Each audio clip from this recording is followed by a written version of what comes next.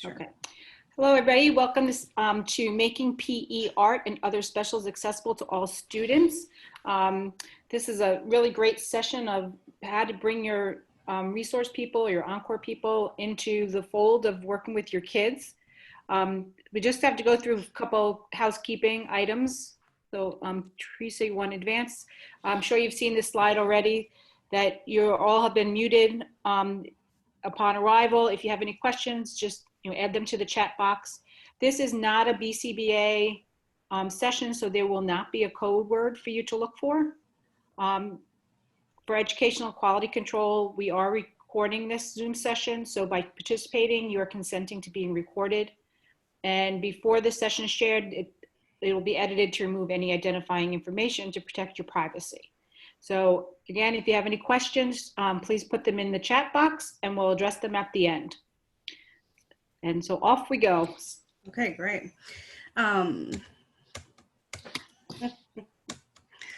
wow, really? Okay, it's not moving on to the next one.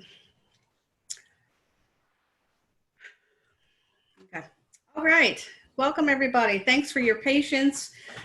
Technology is always our friend, right? So we appreciate it. We've got some great speakers here for you today. My name is Teresa Cogar. I work at VCU ACE, and I'm here with my friend Staci Carr. And then we've got some awesome speakers, Shauna Olevson and Amanda Smith from Loudoun County, who will be talking to you about supports in music. And then Amber Foos, who's from Powhatan, who will be talking to you about supports in PE. And Staci and I are just gonna start with a few slides and then hand it over to our experts. We all know how important it is for our students with autism to be involved in those very important resource classes. And so it's a special interest of mine in particular to talk about this because, and I know Staci feels this way as well, is so many of our students have such amazing gifts and abilities, and sometimes their barrier of their disability is seen as a barrier. And so oftentimes they may not be provided the opportunities simply because we don't know what they can bring to the table, and sometimes we don't always have the tools or know what the tools are to know their gifts to bring to these really important classes that will really enrich their lives long term, whether it's in leisure or as a career. And so I wanted to just talk briefly about Cody Lee, and many of you may have seen him. He was on okay, the name. America's Got Talent. Thank you, America's Got Talent. Thank you, friends. America's Got Talent. And Cody Lee is a person with autism spectrum disorder, and he also is blind. And just quickly about Cody Lee, what I think is amazing, he is on the other end of the spectrum, definitely, where he has this amazing ability to memorize things. But so many of our students bring that sort of these different gifts. And so we have to explore and find out what those are. And so with Cody, from an early age, his mom realized he had the gift of music. He could hear things and play things that no one else could, and she thought that was amazing. And what was really great is that Cody's mom didn't say, well, I have a kid with autism who's also blind, and so this won't be possible for him, even though others told her that it wasn't.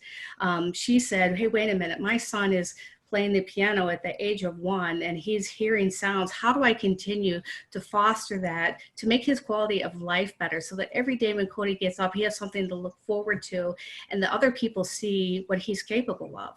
So long story short, as many of us hopefully in this field are in for, is because we want to do that also. We want to show what all of our students are capable of.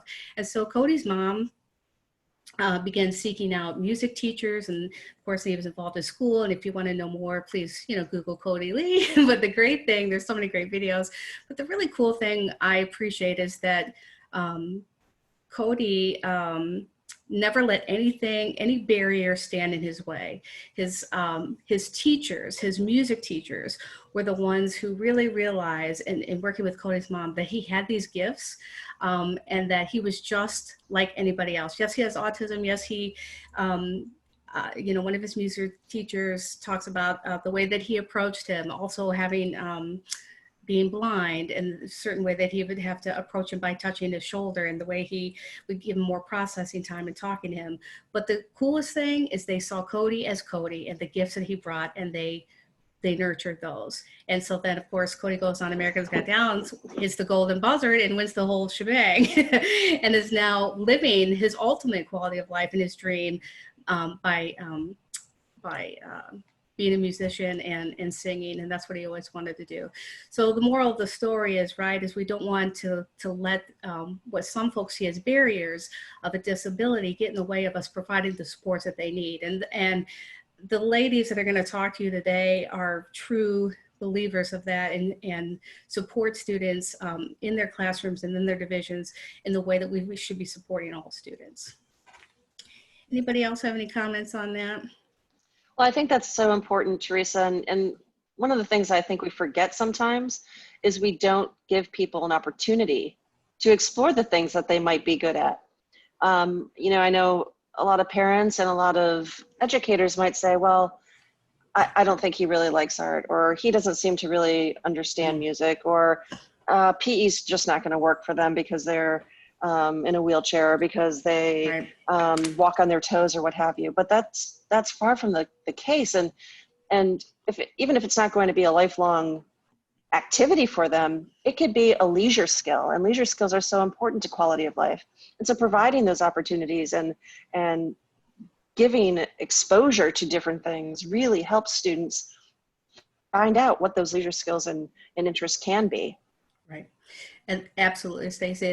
And then on into adulthood. Hey, I used to play an instrument, or I was in choir, and being involved in their community in different aspects.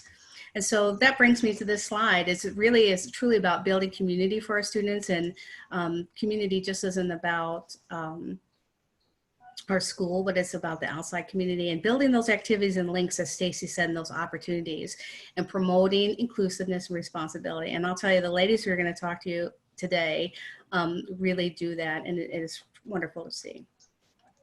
And so my last slide before I turn it over to the experts are, you know, again, Staci alluded to, it starts with the student first. So let's get to know who the student is, build our relationship with them, get to find out what they can do, what they're capable of, and then include and start with them as a member first, not their disability, but who they are, and incorporating them into our classes. Staci? I'm so excited to have these three ladies here today, because they are by far leaders in this area, and they don't say your kids can't come into my class, or they're not going to be welcome here, or that they can't do this, or they'll be too disruptive, or what have you. And I'm just so excited to have them talk to you now. So I'm going to be quiet now. Okay, me too. So let's hear from the experts. You guys are going to love these ladies. Our first ladies are Shauna Olevson and Amanda Smith from Loudoun County, and they are some of the most awesome music teachers I've ever met. And go, ladies! I'm so excited for you to hear from them today. Oh my gosh, thank you guys so much for having us. We are so excited to be here with you. Amanda and I actually went to college together. We won't tell you how long ago, but by how many years teaching, you might be able to figure that out. And this is our first year teaching together, so we co-teach. So if you guys want to advance to the next slide, we can just give you a little bit of our background. Go ahead, Amanda. So we have both been teaching in Loudoun for 12 years. Next year will mark our 13th year. We co-teach, just like Shauna said, we co-teach in Ashburn, Virginia. Some people may look at Loudoun and think, oh my gosh, it's the richest county in the country. But our community and our population, which we'll kind of speak to in a few slides, is different. It's not so wealthy there. We have a wide range of students. We have students pre-K through 5th grade. Our pre-K program is special ed. We also have a reverse inclusion special education classroom in the preschool. And then everything else, all of our other grade level classrooms are cross-cat. So we do not have specific autism classes there. We both have specialized backgrounds, teaching students with disabilities. We are on our BIT team, our behavior intervention team. Shauna is our MANT trainer. That is kind of like our go-to to the county for our school, and I am MANT technically trained.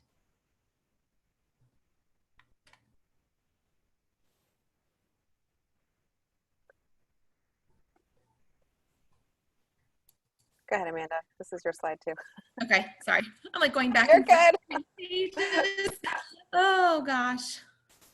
All right, so again, as I mentioned before, even though Loudoun is the richest county in the US, is what they always say in the news reports and everything else, there is definitely a very, very wide range of socioeconomic background that we kind of deal with. We have about 681 students, including the classroom that I already mentioned. We have 72 students last year that had disabilities or were categorized as some form of special education. 206 students who are economically disadvantaged out of the 681. 180 English learners, so they're coming to us and either know very little English, they've just arrived, they're living with cousins, so very, very new students. And then 14 students who are actually homeless, and they're in our school with McKinney-Vento. So it's definitely a big, wide grab bag of all kinds of different things. That's kind of why we love our school. We love Dominion Trail because it is so diverse and we have so many awesome kids. You can go ahead and advance. So just some things that we're going to touch on today.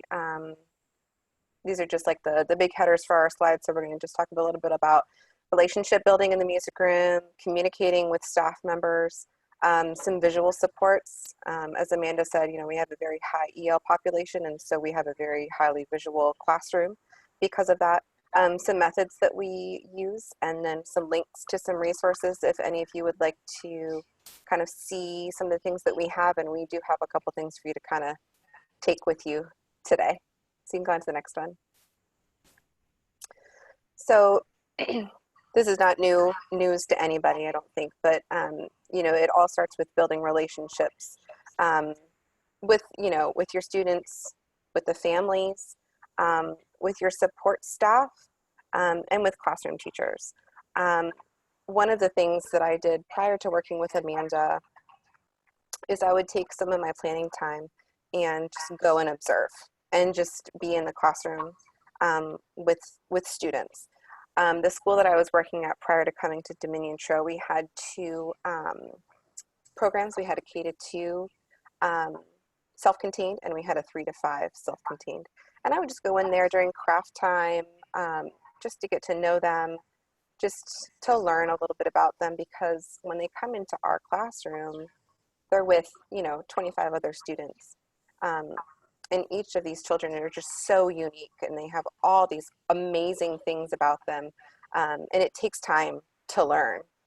So if you have a chance, maybe even Amanda and I have even gone like the preschool kids at lunchtime, our preschool special education class, just sitting with them at lunch. I know planning time is, you know, we're all strapped for it, but it just pays in dividends if you're able to just take some extra time, even if it's just 5 or 10 minutes to pop in. They get to see you, get to know your face. Building relationships with your support staff is huge. Our, you know, teacher assistants are our bread and butter, right? They are the people that make it happen for us in the classroom. Without them, Amanda and I, you know, it would be really difficult for us. So it's just really important to build relationships with all those people. Go ahead, Amanda. Do we want to move on to the next slide? Yep, let's do it. So this is a picture of, sorry, Amanda, of where I was at previously to coming to Dominion Trail. This was me teaching our K-2 kiddos. We had about 5 or 6 of them in our self-contained K-2 class.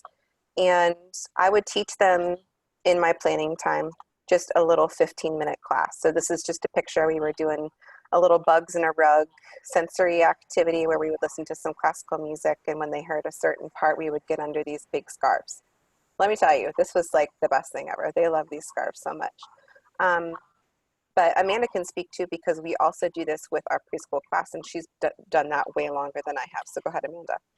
So with our younger students, and this again, going back to that relationship building piece, and I know that there probably are not a whole bunch of specialists like we are in terms of music and PE and art, encore type teachers on this call, but this goes to speak kind of to the relationship that you can build with your specialist teachers, because more often than not, they are more than willing, hopefully, to kind of jump on board with you to reach your students.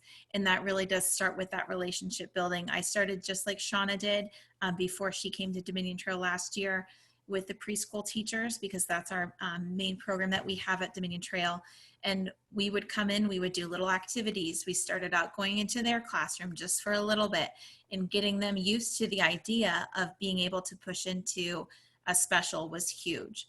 And so just, it's kind of like those little tiny baby steps. Maybe you don't get everything all at once. Maybe you can't start out right away going into the gym and having a time, or you can't start right away walking into the music room. But that's where you want to make sure that you're building those relationships, just like we're more than happy to build relationships with our TAs and our SPED teachers at our school, because it's huge to get them in there and to get them used to it. It only can make the experience more positive down the road as we continue on.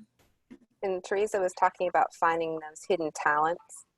I mean, that's where you're going to find it. It's not going to be when these kids come in with 25 other kids, because it's a quick 30-minute show at that point, you know what I mean? But like when they come into your room and you're able to spend time with just 5 kids, that's where you're going to find all these kids, you know, their little hidden talents like we were talking about before. So communication, huge, right? Goes right along with that relationship building piece. Especially with your case managers, classroom teachers, special education teachers. I had a little boy my first year teaching that did not have any hands, and I would work with his OT and PT specialists to make tools for him so he could hold mallets in class. And he went on to do percussion in middle school and high school, and I, you know, kept in touch and made sure that, you know, when he went off in 5th grade to middle school, that he had the tools that he needed to succeed there as well, because he loved percussion. Something too that I started doing was having a meeting with all of the case managers in August before the school year began. So art, PE, music, our reading specialists, those are all considered specialists in Loudoun County, the whole big team, our EL team. We would all meet and talk with our case managers about each particular student, get to know, you know, pictures of them, some like code words, things that they don't like, things that they do like. Just having a conversation with your case managers and knowing some of those key aspects of that child. And something that one of our case managers did at the school I worked at prior was this IEP at a glance link that I put in here. It's basically an IEP on one paper. So if anybody would like to use that, please use that link. It has a spot for a picture on it, and then just some things that these children need in order to succeed. It's fantastic, and that's what we would print out, put in our sub binders. This IEP at a glance sheet was huge to our success as specialists, because, you know, we teach 700 kids. Go ahead, Amanda. All right, and we can go to there we go, yay. So in our, we are lucky to have a very, very large space. Now with the whole COVID-19 going on, we're still kind of in the air in terms of what we'll be doing next year with our space. But when we are kind of operating as, we have a lot of different visuals up in our classroom. And these are things that we try to kind of discuss with the case managers and with the TAs and figure out what works and what doesn't, what makes sense. If you see on the left side, it says Chrome Music Lab, and those are just some different ways for the students to be able to see and understand the directions. And these are, again, things that are necessary to communicate with your specialist teacher so that they understand, hey, this kid really, really, really needs that visual support in order for them to be successful. And again, sometimes it's just an honest conversation can really help to get that point across. There's some other additional things that are out there for music teachers to use: scarf and ribbon movement cards, little wiggle seats, colored spots that we have found are really, really helpful for our students. On the right side, it says visual expectations. This is a poster that we have posted on the outside of our classroom, and it's our music rules, but it's in a very easy to see visual format for our students. We also have smaller versions of this that we use for the kids in case someone is not necessarily remembering to use their classroom rules. We can hand them a card to have or hold near them or sit on the floor next to them, so then they can see it, and we can come over and we can point to reminders in a similar fashion that you would use visuals from Boardmaker. And we can go to the slide. So this is just what you see over on the right-hand side, the picture. This is a seating chart for us. We have 2 first grade classrooms that both have inclusion students on this. And so what we've done, you can see different highlighter groups. These are actually groups. We have like little spots that we can put notes next to the students' names. And we have also arranged them so that we have some gen ed students that we know that work really, really well with these students. We have those combined together. So we use a lot of color coding in the music room. We know which students work well together. That's that relationship building piece, that buddy piece. Performances. We always make sure that these our students have a chance to really shine at these, if the speaking part or singing part or something like that. Asking the students what they need. They'll tell you what they need. They're really good at being able to vocalize, for the most part, if they can, what they need. And flexibility. That's the name of the game, friends. Being flexible. We can go on to the next one. Go ahead, Amanda. So these are some examples of different tools that we have. There's a link on, I think, in a page or two that kind of identifies where these were purchased from. And it was just something that I found on Teachers Pay Teachers, which is AKA the most awesome thing ever.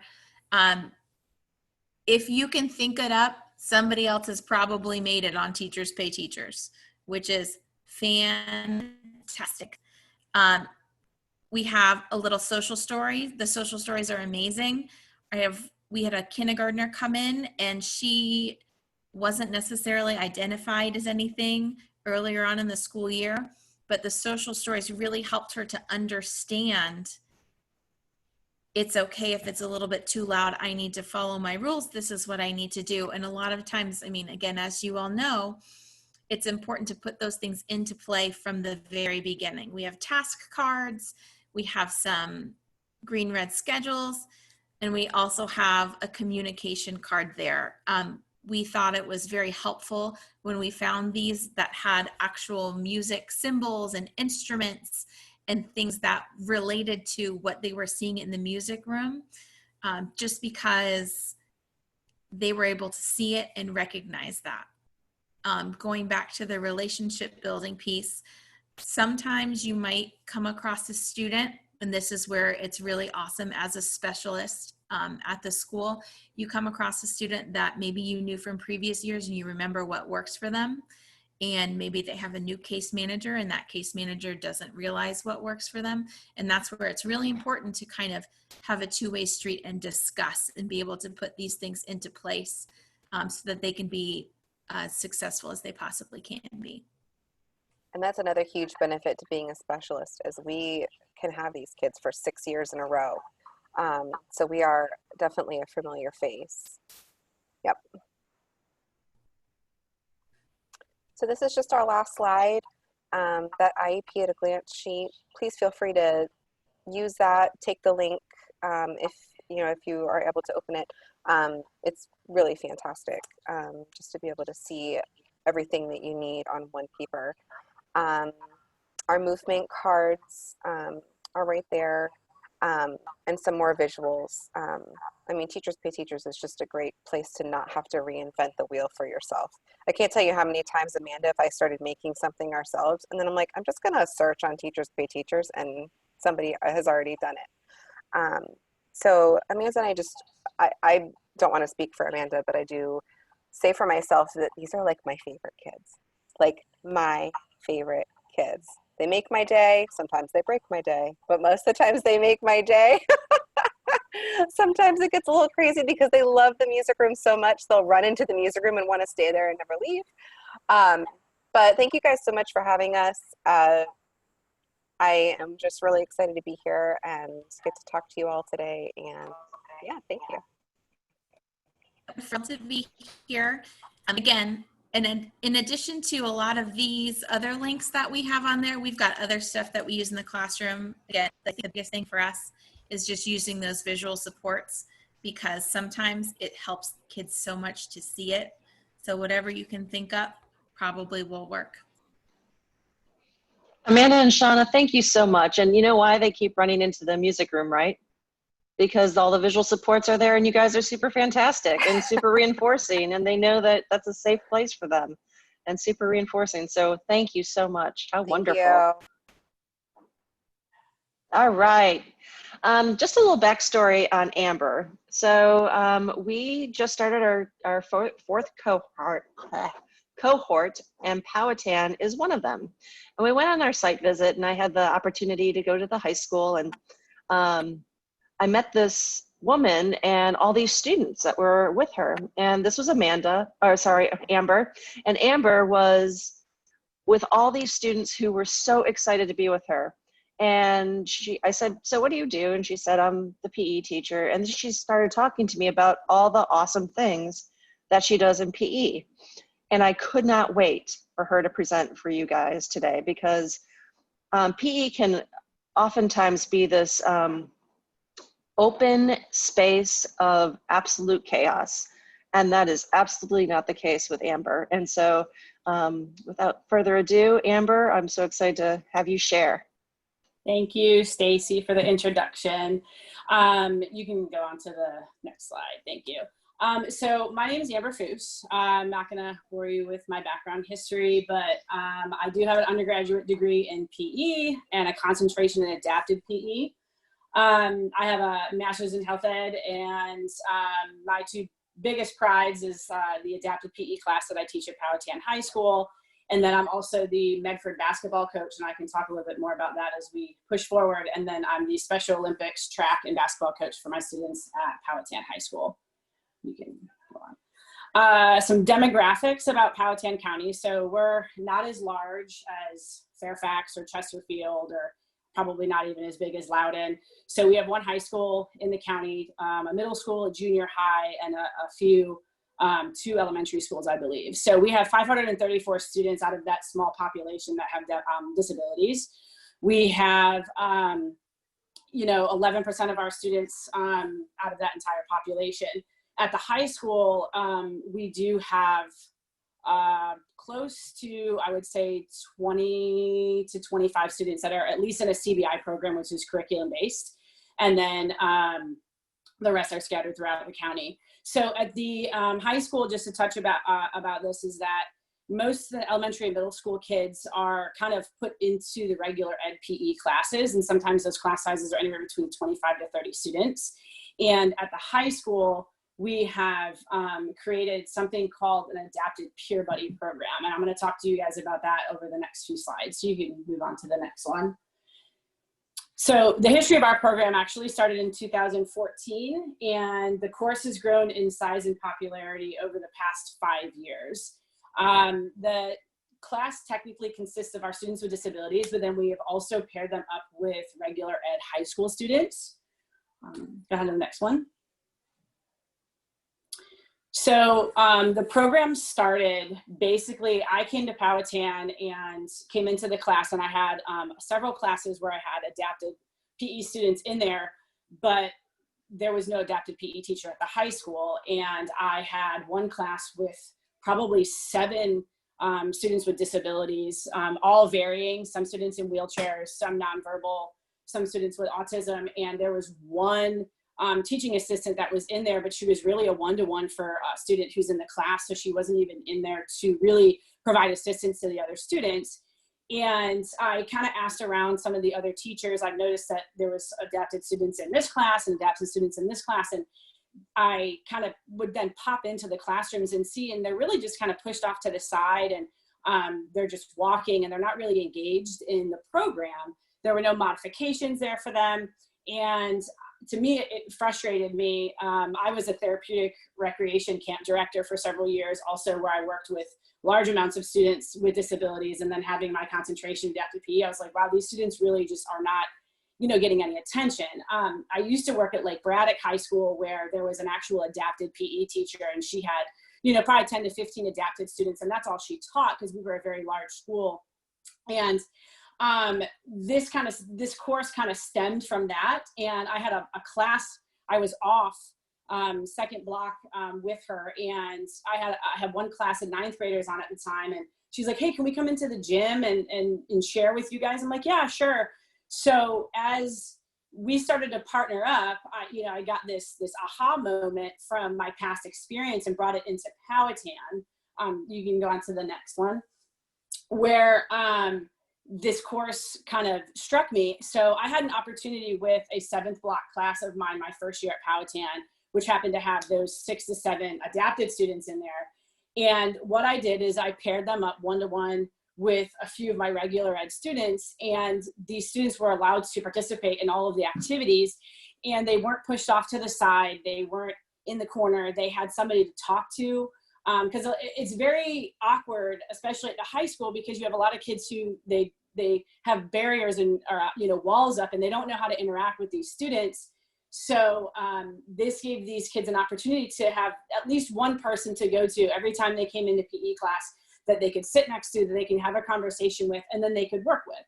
So I monitored it and did it the entire year, and got just feedback from administrators that came in to observe the class, and even the regular ed students, and just the teaching assistants that came in and out. So I basically saw the idea and ran with it and brought it to our administrators. So that is where the adapted PE course was born. And I'm going to go into some more details about it. I just wanted to give you kind of a background of where it came from and how it got there. You can go on to the next slide. So our adapted PE course is a program designed to adapt regular physical education standards to meet the needs of those with disabilities. So how it works is my adapted students are paired one-on-one with regular ed peers, and they work with these students usually for about 3 to 4 weeks, and then they rotate. And the purpose of rotating them is so that the students with disabilities can meet somebody new in the class and build a relationship with them. But then it also allows the students, the regular ed students, to be paired up with different disabilities, so they can challenge themselves and have the ability to work with other students. And maybe it's not just the high functioning student that they're working with today. Maybe next week they get to work with a student in a wheelchair, or they get to work with a student that's nonverbal for the next few weeks.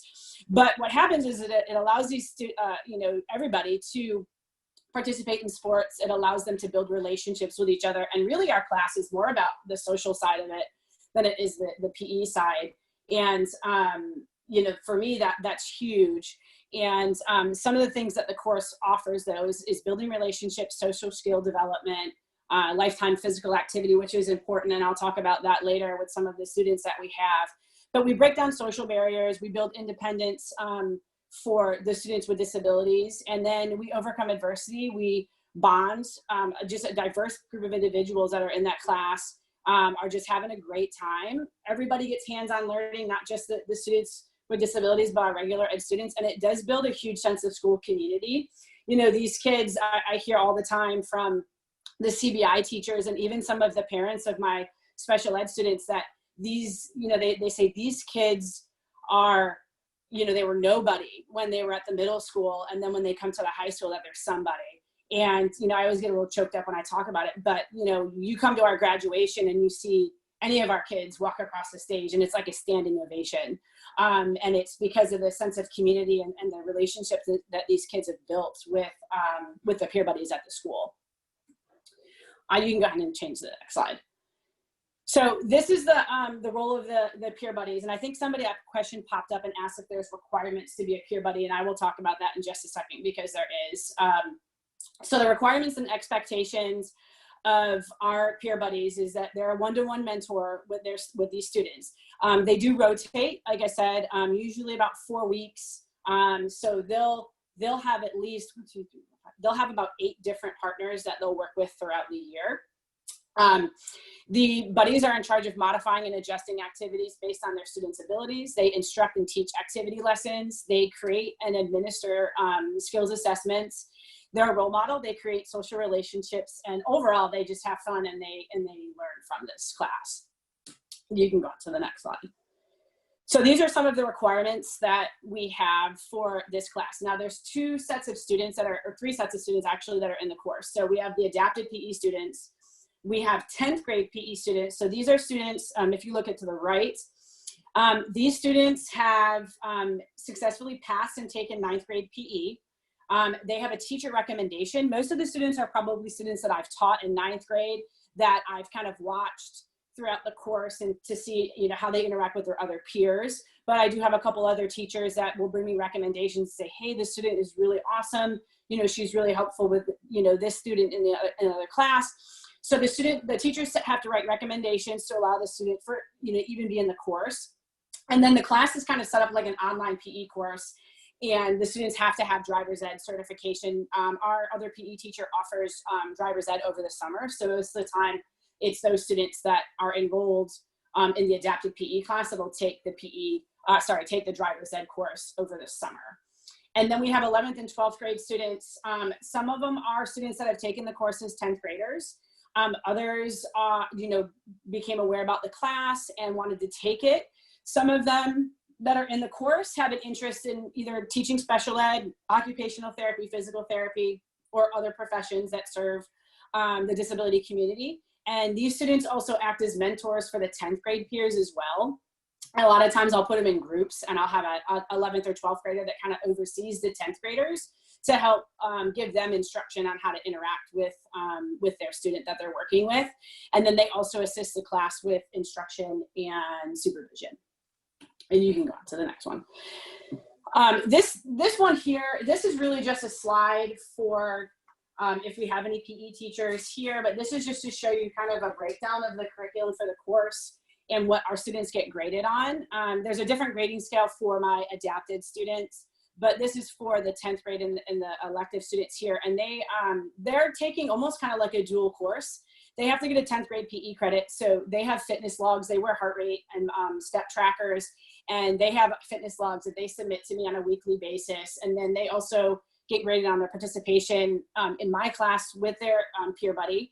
They are involved in the activity. We do current event articles, which are usually articles. They get to learn about all the different types of disabilities out there. So they have current event articles that they have to look up each month that are of a different topic. So for example, autism, or they had one about the Paralympics, and they've done one on Down syndrome. So there's just to let them kind of learn about the different types of disabilities, so they kind of know who they're working with as well. And then the elective students have their breakdown. You can see theirs is more of a leadership role. And like I said, I have a lot of students who've taken it as 10th graders that come back as seniors, and they're tremendous help because they know the kids. They've worked with me before, and they really are some of the you know, wheels that work this course. And I can't be, can be more grateful to have those students in that class with me. And you can go to the next one. So these are some class supports that we offer for the students with disabilities. So we offer visuals of class activities and exercises. Every time we do an activity, there is, signage up, whether it's demonstration of the activity. There's, weight cards that you'll see later on for the weight room that everything has a visual for those students so they understand what it is that they're supposed to be doing. They have modifications and challenges based on student needs. So we, have multiple different activities that are set up. If we're in a unit, like for example, basketball, there will be modifications for our lower functioning students and then challenges for the higher functioning students. And that really comes from the peer buddies that we have in the class. We have specialized equipment for our PE class, and all of our equipment actually comes from grant money. I've written several grants to be funded for the PE class. We don't have a lot of PE equipment as it is to kind of go around, and we definitely don't have it in our budget for me to be purchasing specialized equipment for our students when we have a large group of students at our school. So we have a lot of steps. For example, we've got bumpers that we have for wheelchairs. We've just got brand new basketball hoops installed at a lower level for students to reach them. We have scarves. We have a lot of more elementary type based activities that we wouldn't normally use at a high school level for our students. And the biggest class support we have obviously is our one-to-one peer buddies, and they offer live demonstrations of all the activities and skills. They are with them. They offer instant corrective feedback to their students while they're performing their skills. They model social interactions, provide positive redirection, and then we offer various adaptations to sports. So for example, maybe we're doing badminton and we use larger rackets for the students. We use balloons, we use lower nets. There's all these modifications that go into our class, but it allows these students to play sports just like their peers do with just some modifications to it. And then, obviously our positive peer role models that we have. Now our class is also set up, repetition is another support. Our class is every day, it's first block, it's 50 minutes. And, we start every day with a walk and talk. They get with their buddy and they just ask them, how was your night? What did you do over the weekend? And it's building that sense of relationship and allowing them to socialize. And, yes, we have students that are nonverbal, but those students also, they've got iPads that they bring in so that they can, communicate with their buddies. And if not, they just listen and they walk and, their buddies will talk to them. And it's just having that sense of having somebody there with you, throughout the class, which is really awesome. These are just some adapted PE resources. Hopefully you guys can access them. If not, I'll make sure that you guys have access to them. But the first one's just an example of a weight room card. And it basically is for my wheelchair students, and it's got pictures of everything. Most of their stuff is with TheraBands. But we were lucky enough this year that our weight room at the high school was remodeled, and we were allowed to, it got expanded. So all of my adaptive students were able to be in that weight room, even my students in wheelchairs, and we did an entire unit of, just fitness. And it was really beneficial. They can do this outside of school as well. And the parents loved it. They get little information about what we do in PE, and they absolutely loved it. We have certain students that have individual daily exercises. So we have some students that can't participate in all of the sports. So those students will kind of walk through some daily exercises with their buddy. A lot of it might just be occupational therapy stuff for them to, maybe it's getting up off the floor into a chair, or it's doing some stretches with their arms, or just even walking. We've got, a young man who's in a wheelchair, but he, also uses a walker. And so he gets, exercise that way in our class as well.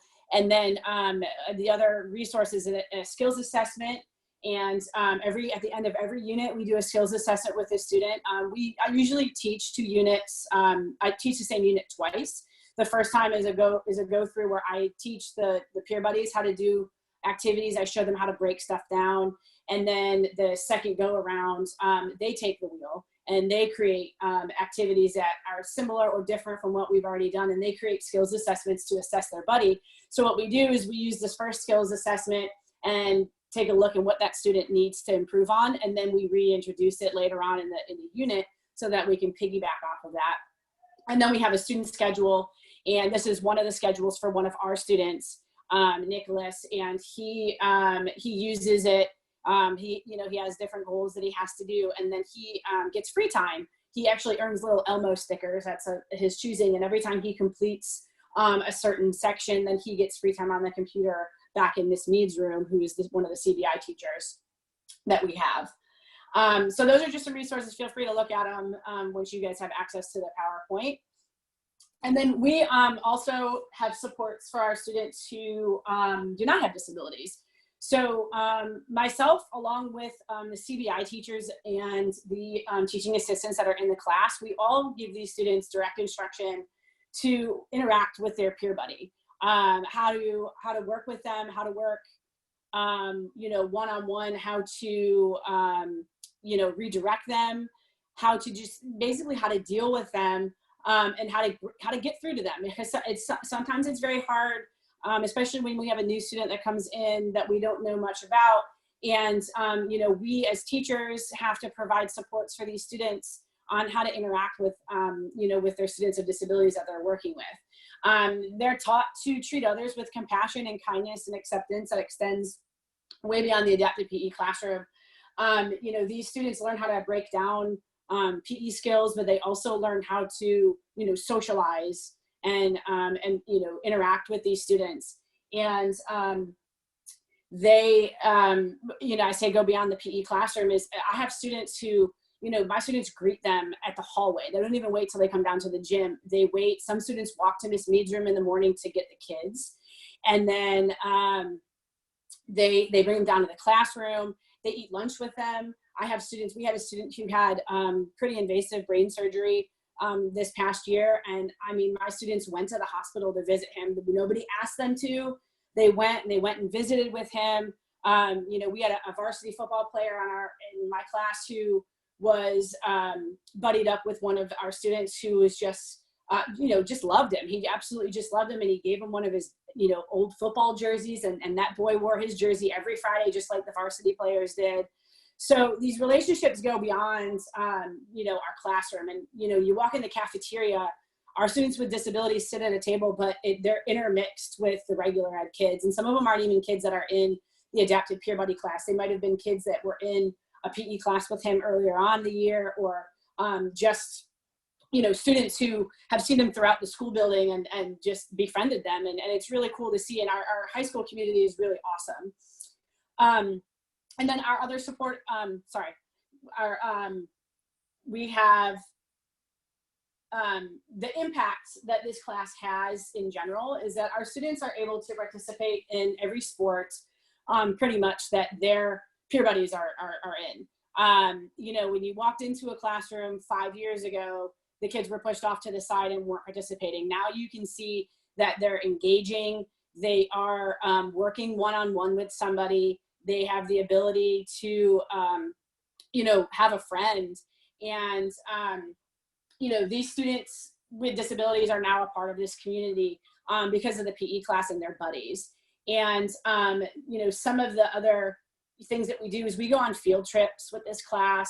We go to Maymont, we go bowling, we go swimming, and our peer buddies go with them. And we, do experiences outside of the classroom so that our peer buddies can love, somebody just said, I love this so much. And I said love instead, sorry. Our peer buddies, they get to experience being with these students outside of the building of the school walls. They get to see how they are in public and, interact with them during our field trips. We have something called the Medford League that runs throughout Richmond, and it's basically a basketball league for students with disabilities. And we compete against various high schools. And, one of the Medford League, ambassador who runs the league always tells me every year, he's like, your school is the best school to come play at because our stands are packed with all of these fans. The kids are engaging with them, and it allows these kids to participate in a varsity sport also, which I find really cool. But, the overall, gist of this program is we're allowing these students with disabilities to have a voice where they may not have had a voice before. And, they have friends, and it's just, it's my first block class, and it really is just an awesome way to start your day. And if you go on to the next slide, if you look down at the bottom, we've actually had a company called Sportable come in as well and did an adapted, you can see them down in the left-hand corner. They brought in their sport wheelchairs for us, and they did an entire day's lesson with my peer buddies on, wheelchair rugby and wheelchair basketball. We did sit down volleyball, and it was just a way to bring somebody else from the outside community to give these kids an opportunity to kind of like live a couple minutes of, their life in the shoes of one of our students that, is in a wheelchair. And, but it was an eye opener for them. They enjoyed it. And, this class really, it just, it makes me smile, and it makes, these kids talk about it all the time. I mean, I can't tell you how many emails I got from all of my students that are sad that, our year got cut short this year.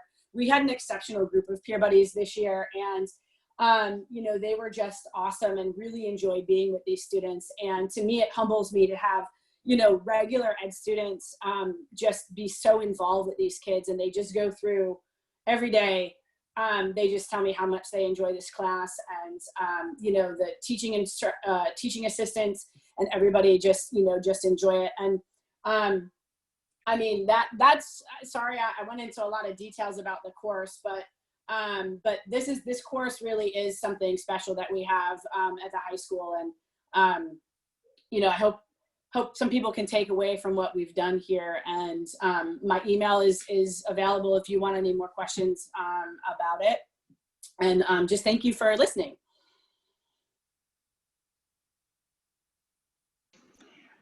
Amber, thank you so much. I am so excited. I can't wait to come out and see it. We had a few questions. Teresa, did you want to go on to the next slide, or? Sure, as soon as I can get there.